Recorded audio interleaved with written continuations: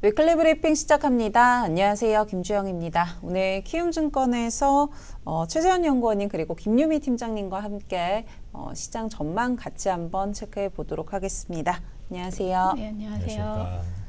오늘 참 웃기 힘든 그렇죠. 시장인 것 네, 같습니다. 사실 지난주 금요일에 국내 증시도 그렇고 미국 음. 증시도 급락을 해서 이 부분 좀 살펴보려고 했는데 오늘 뭐 시장 지금 서킷 브레이커도 발동이 되고 있고 좀 충격받고 있는 맞아요. 모습입니다.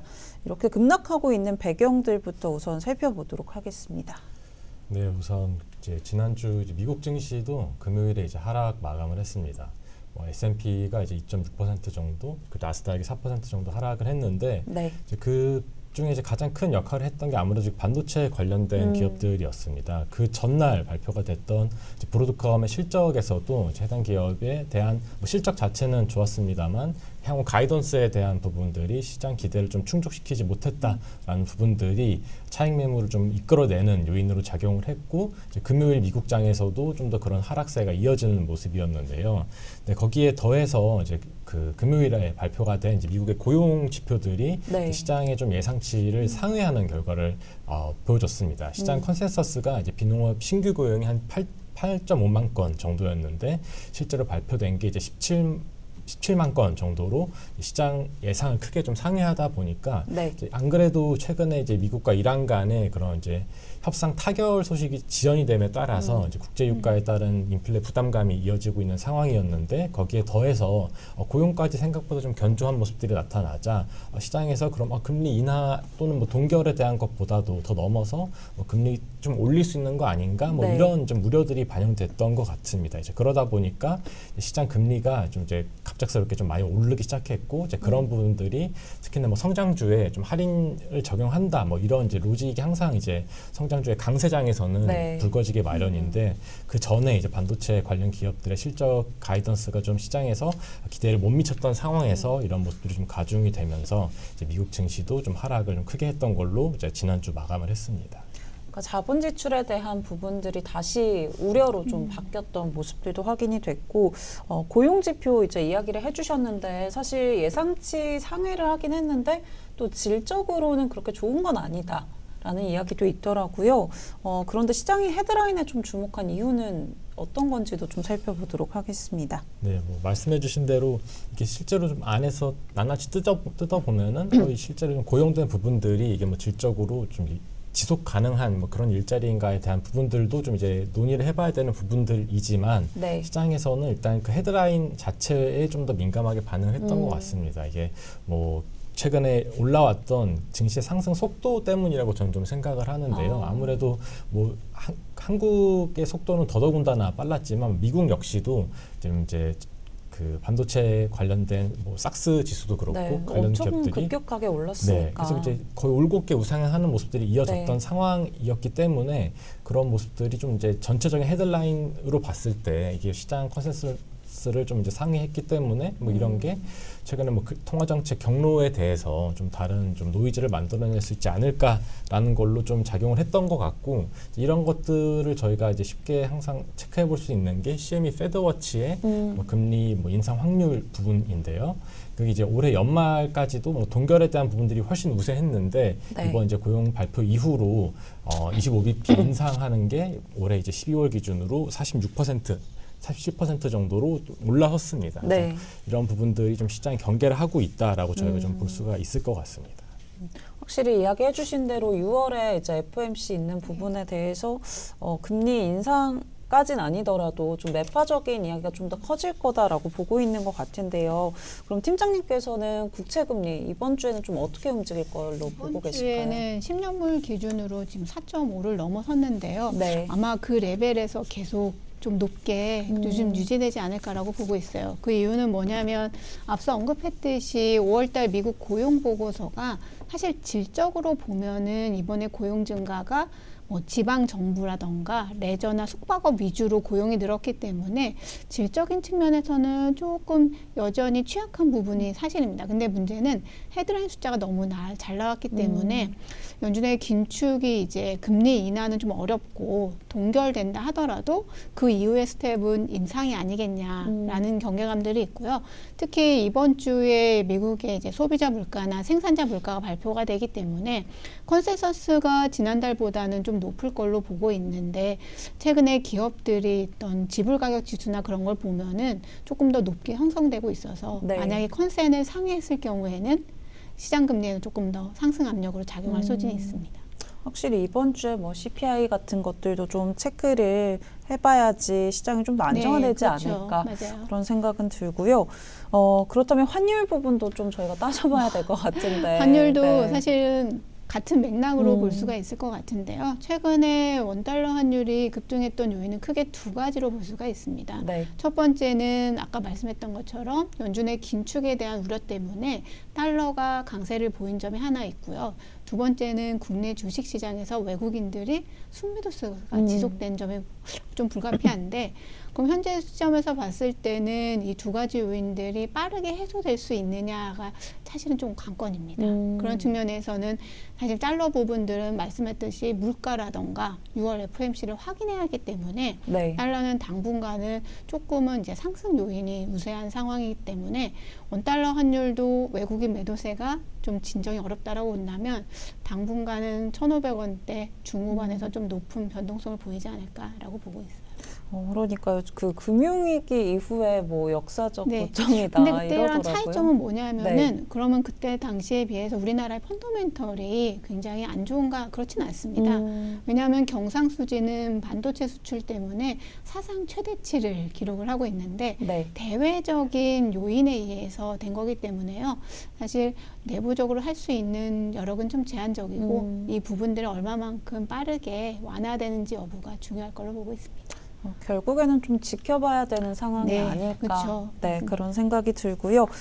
그럼 이번 주 뭐 환율이라던가 유가 같은 부분들도 역시나 좀 상승 압력이 크다라고 유가 같은 봐야겠죠. 경우에는 지금 제일 중요한 거는 중동 불안이 얼마만큼 진정되는지 여부인데요. 지금 미국과 이란 간의 협상은 좀 진행이 되곤 있지만은 생각만큼 빠르게 되진 않고 네. 있고 오히려 이란과 이스라엘의 물리적인 충돌이 간헐적으로 나오고 있는데요.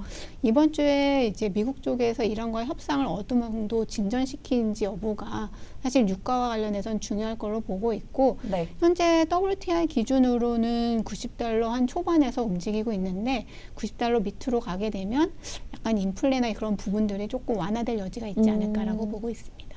네, 유가도 잘 살펴봐야 될 것 같습니다.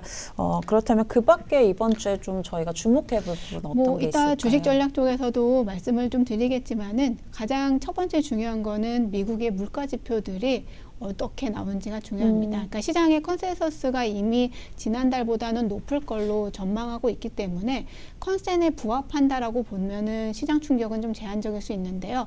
만약 상회할 경우에는 금리라던가 달러, 환율들의 변동성이 좀 더 커질 여지가 있다라고 보고 있고요.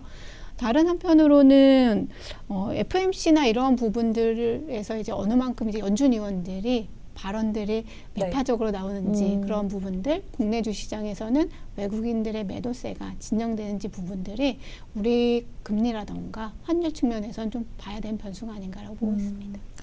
이런 부분들 좀 체크를 해보시면은 도움되지 않을까 싶고요.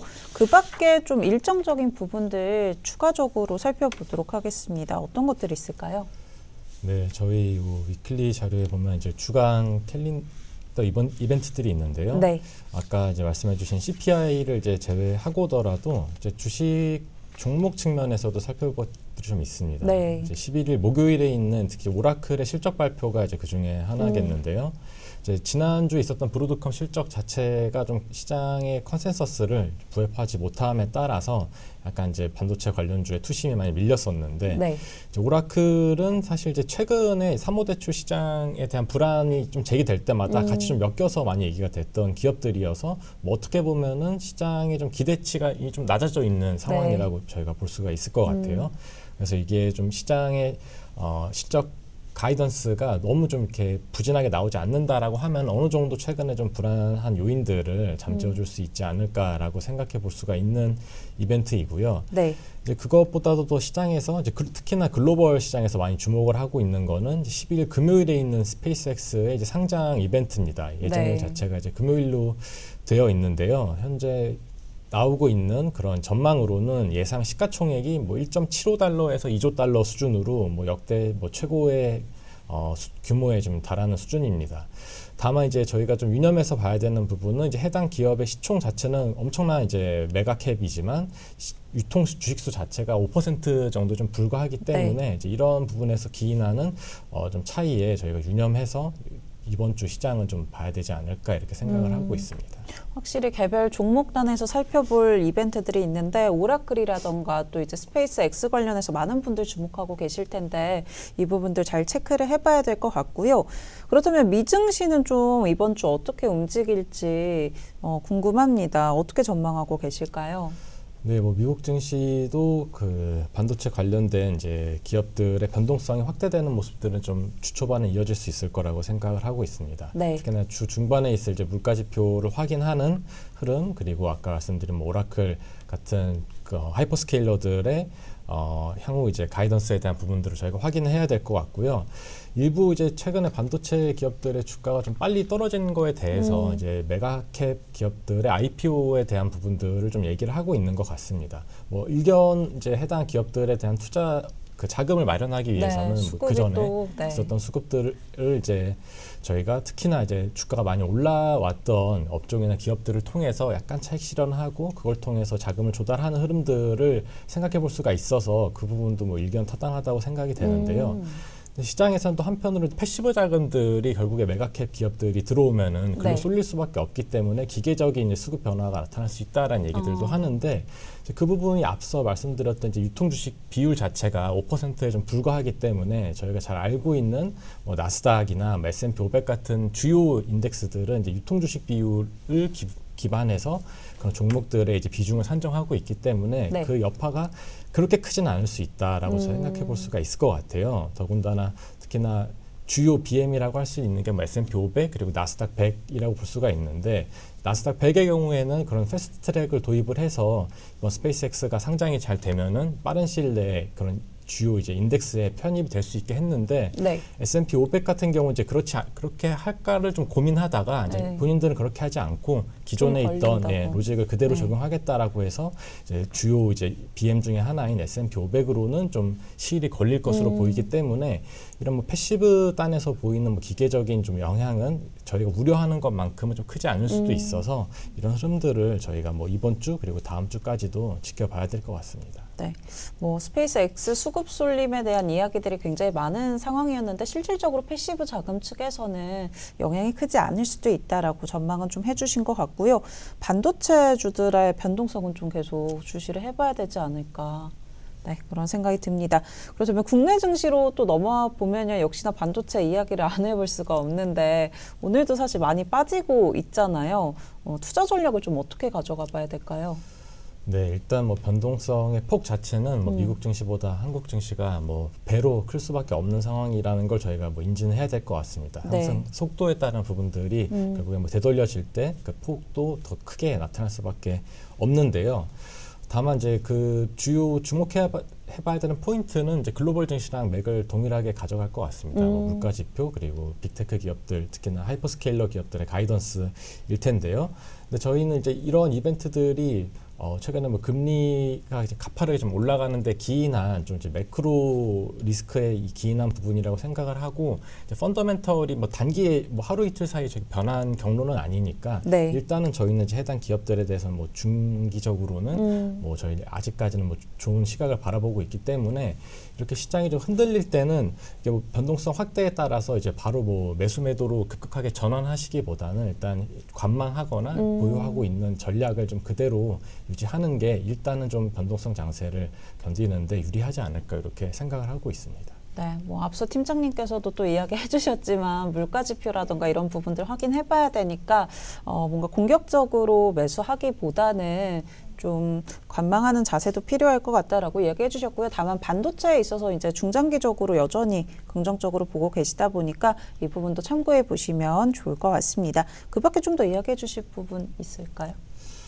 말씀드릴 수 있는 건 네. 말씀드린 것 같습니다. 네, 알겠습니다. 국내 증시뿐만 아니라 미국 증시까지 이번 주 전망들 살펴봤고요. 오늘 시장도 좀 잘 견뎌내시면 좋을 것 같습니다. 네, 여기까지 이야기 들어보도록 하겠습니다. 고맙습니다. 감사합니다.